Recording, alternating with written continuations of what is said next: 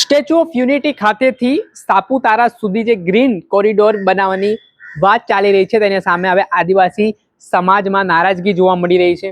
ફરી એકવાર આદિવાસી સમાજના લોકોએ વિરોધ નોંધાવવાની શરૂઆત કરી છે ને આ કોરિડોરની જે વાત છે તે રદ કરવામાં આવે તે પ્રકારની માંગ પણ ઉઠી છે. અને આજે ચિગદા તાલુકાના પ્રાંત કચેરી ખાતે આદિવાસી સમાજના લોકો દ્વારા આવેદનપત્ર પાઠવવામાં આવ્યું ને શું માંગ કરવામાં આવી, શું ભીતિ તેઓ વ્યક્ત કરી રહ્યા છે, વિગતે વાત કરીએ.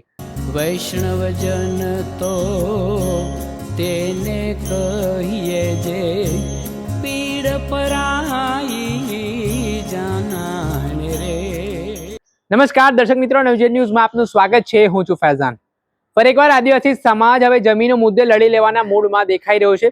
થોડાક સમય પહેલા નર્મદા ખાતે સ્ટેચ્યુ ઓફ યુનિટી બનાવવામાં આવી હતી, જેમાં આદિવાસી સમાજના નેતાઓ આજે પણ આક્ષેપ કરે છે કે જે લોકોએ આ પ્રોજેક્ટમાં સરકારને જમીનો આપી તેમાંથી કેટલાક લોકોને હજી પણ વળતર મળ્યું નથી, મળ્યું છે તો યોગ્ય વળતર મળ્યું નથી ને આના જ કારણે અવારનવાર ઘટના ચર્ચાનું કેન્દ્ર પણ બનતી હોય છે. અને આ વચ્ચે હવે સરકાર આગામી દિવસોમાં સ્ટેચ્યુ ઓફ યુનિટીથી સાપુતારા સુધી એક ગ્રીન કોરિડોર બનાવવા જઈ રહી છે. જો કે આ પ્રોજેક્ટની વાત સામે આવ્યા બાદ ફરી એકવાર આદિવાસી સમાજના લોકો છે તે મેદાને આવ્યા છે. આવેદનપત્ર પાઠવવાની શરૂઆત કરવામાં આવી છે અને આ જે પ્રોજેક્ટ છે સરકારનો તે રદ કરવામાં આવે તે પ્રકારની માંગ પણ ઉઠી છે. તેના જ ભાગરૂપે આજે નર્મદા જિલ્લાના ચિગદા તાલુકામાં આદિવાસી સમાજના આગેવાનોએ પ્રાંત અધિકારીને આવેદનપત્ર પાઠવ્યું છે અને કહ્યું છે કે જે અમારી જમીન ગ્રીન કોરિડોરમાં જઈ રહી છે તે અમે લોકો નહીં જવા દઈએ, અમે જમીન નહીં આપીએ તે પ્રકારની વાત છે તેઓ દ્વારા રજૂઆતમાં કરવામાં આવી છે અને આ પ્રોજેક્ટ રદ કરવા માટે માંગ પણ કરવામાં આવી રહી છે. નહીતર આગામી સમયમાં આંદોલનની પણ ચીમકી છે તે આગેવાનો ઉચ્ચારી રહ્યા છે. પહેલા તો સાંભળો શું કહી રહ્યા છે આદિવાસી સમાજના આગેવાન દયારામ વસાવા તેમને. પ્રાંત ઓફિસ ખાતે ડીડેપાડા અને સાગબારા તાલુકાના ચિગદા તાલુકાના ખેડૂતો, આગેવાનો, સરપંચો તથા યુવાનો, વડીલો બધા પત્ર આપવા માટે આવેલા છે. ખાસ અમારી એ રજૂઆત છે કે જે સાપુતારાથી કેવડિયા સ્ટેચ્યુ ઓફ યુનિટી સુધી ગ્રીન કોરિડોર સરકારે મંજૂર કર્યો છે, એમાં જે અસરગ્રસ્ત ખેડૂતો આવે છે, કેટલા પણ ગામો આવે છે, ત્યાં આદિવાસી સમાજ અનાદિકાળથી રહે છે અને ખેતી પર નિર્ભર જમીન છે. એટલા માટે ખાસ કરીને આખું પરિવારનું ગુજરાન ખેતી પર જ છે. તો જો આ કોરિડોરમાં જમીન જાય તો આદિવાસી સમાજના જીવન જીવવાની આખી પરિસ્થિતિ બદલાઈ જશે. એના માટે કરીને ખાસ અમારે સરકારને આજે આવેદનપત્ર આપીને વિનંતી કરીએ છીએ કે આ કોરિડોર રદ કરવામાં આવે અને સાપુતારાથી કેવડિયા સુધી જે પણ જંગલ છે, વૃક્ષો છે, પછી જે બી જૈવ વૈવિધ્ય છે એ આખું ખોરવાઈ જશે. અને સાતપુડા આખો જંગલ છે એમાંથી આ હાઈવે નીકળશે તો સાતપુડા આખા પર્વતમાળાના જે પર્યાવરણ બચેલું છે એને પણ બહુ મોટું નુકસાન ભવિષ્યમાં ઉત્પન્ન થશે. એટલે અમે આહવાન કરીએ છીએ કે આખા ગુજરાતમાં સર્વ સમાજના લોકો સાતપુડાના જંગલમાંથી જે કોરિડોર નીકળે છે એના વિરોધ માટે સૌ લોકો જોડાઓ અને આપણા ભવિષ્યની પેઢી માટે, આપણા ભવિષ્યના બાળકો માટે જંગલ બચે એની આ લડત કહેવાય. કેમ કે જે બી જંગલ છે ત્યાં પણ કોરિડોર નીકળે તો આખું આપણું જંગલ પૂરું થઈ જશે અને ભવિષ્યમાં આપણને આખા માનવતા પર જે આખી ક્લાઇમેટ ચેન્જનો પ્રશ્ન ઊભો થયો છે એટલે ભવિષ્યમાં બહુ માનવતા પર બહુ ઘેરું સંકટ ઊભું થશે. એના માટે અમે ખાસ આજે પ્રાંત અધિકારી સાહેબને આવેદનપત્ર આપીને વિનંતી કરી છે કે આ કોરિડોર રદ કરવામાં આવે અને આદિવાસીઓના જળ, જંગલ અને જમીન બચાવવામાં આવે.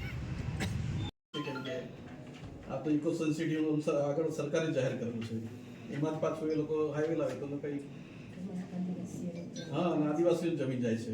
એટલે અમારી ખાસ વિનંતી છે કે રદ થાય. સરકાર સુધી આ વાત પહોંચાડવામાં. આ જે કોરિડોર આવશે એનાથી ઘણું એમ્પ્લોયમેન્ટ પણ જનરેટ થશે આપના બધા માટે. હા મેડમ છે સ્ટેચ્યુ ઓફ યુનિટી ના સ્ટેચ્યુ ઓફ યુનિટી આવે ને ત્યારથી આપણે વળતર પણ ચૂકવવામાં આવશે સરકારશ્રીના. ના એ ખબર છે. સ્ટેચ્યુ ઓફ યુનિટીની વાત આવી ત્યારે લોકો એ જ વાત કરે, સરકાર અધિકારી બધા એ જ વાત કરી. પણ અત્યારે આપણા ત્યાં લોકોની પરિસ્થિતિ આખી અલગ છે. જે સરકારના ધારાધોરણ છે એ મુજબ આપને વળતર પણ આપવામાં આવશે. અમારે તો જમીન જ નથી આપી, બધા ખેડૂતો એ રજૂઆત છે એ જ વાત તમારે આજે લઈને આવ્યા છે. પણ સરકારના વિકાસના બાબતે આદિવાસીઓનો તો વિનાશ અને જે જૂના રસ્તા છે એને જ બનાવે એવી ખાસ રજૂઆત છે. જૂના હાઈવે રસ્તા છે એને જ બનાવી દો ને, કહેવાનો નથી અમને, એમાં કોઈ વિરોધ નથી. જૂનો જે રસ્તો હોય એમાં બનાવી દે તો અમને કઈ વાંધો નથી. કેમ કે અગાઉ કેવડિયા જે બન્યું હા ત્યાં તો એ જ વાત કરી કે તમે રોજગારી આપીશું પણ લોલીપોપ જ આપવામાં આવ્યો હતો કે તમને અહીંયા સ્થળાંતર રોજગારી મળશે, રોજી મળશે, જેથી કરીને તમે અહીંયા તમે અમને જગ્યા આપી આદિવાસી. પણ અત્યારે હાલ એમનું બહુ ખરાબ છે, પરિસ્થિતિ બહુ ગંભીર છે મેડમ. એટલા માટે અમે આ કોરિડોરને રદ કરાવવા માટે અમે બધા અહીંયા તમને આવેદનપત્ર પાઠવવામાં આવે, જેથી કરીને અમારા આવેદનપત્ર પર ધ્યાન દોરી સરકારને તમે સરકાર સુધી સુધી પહોંચાડો અમારા અવાજ, એ અમારી માંગણી છે. ઠીક છે, અમે તમને મેક્સિમમ કોમ્પન્સેશન મળશે આની અંદર. અને આપના માટે ત્યાં જો કોરિડોર બનશે તો એમ્પ્લોયમેન્ટની પણ ઘણી બધી, રોજગારીની પણ ઘણી બધી ઓપોર્ચ્યુનિટીઝ જે છે એ મળશે. મેડમ ગવર્મેન્ટ પાસે તમને એટલી બધી રોજગારી મળતે તો આજે આદિવાસી સમાજ બહુ આગળ મેડમ કરો ને, ખેડૂતમાં 1 એકર 2 એકર છે.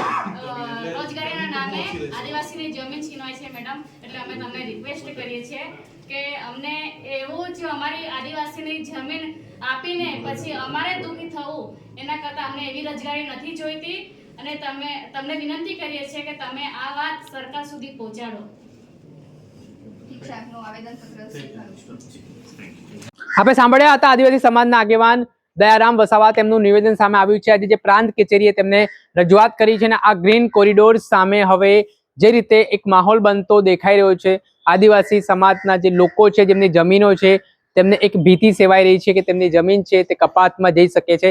એના કારણે અને વળતરની જે વાત સરકાર તરફથી કરવામાં આવી રહી છે, તો મુજબ તેઓ કહી રહ્યા છે કે વળતરની વાત નથી, પણ અમારી જમીન છે, અમે નહીં જવા દઈએ કપાતમાં. અને આને જ લઈને હવે મામલો છે તે ગરમાયો છે. ત્યારે આગામી સમયમાં કયા પ્રકારની પરિસ્થિતિનું નિર્માણ થાય છે તે જોવું રહ્યું. દર્શક મિત્રો, આવા જ નવા વિડીયો સાથે આપણે માહિતગાર કરતા રહીશું. એટલે નવજીવન ન્યૂઝને લાઈક કરી લો, સબસ્ક્રાઇબ કરી લો અને વધુમાં વધુ શેર કરો. વૈષ્ણવજન તો તેને કહીએ જે પીડ પરાઈ.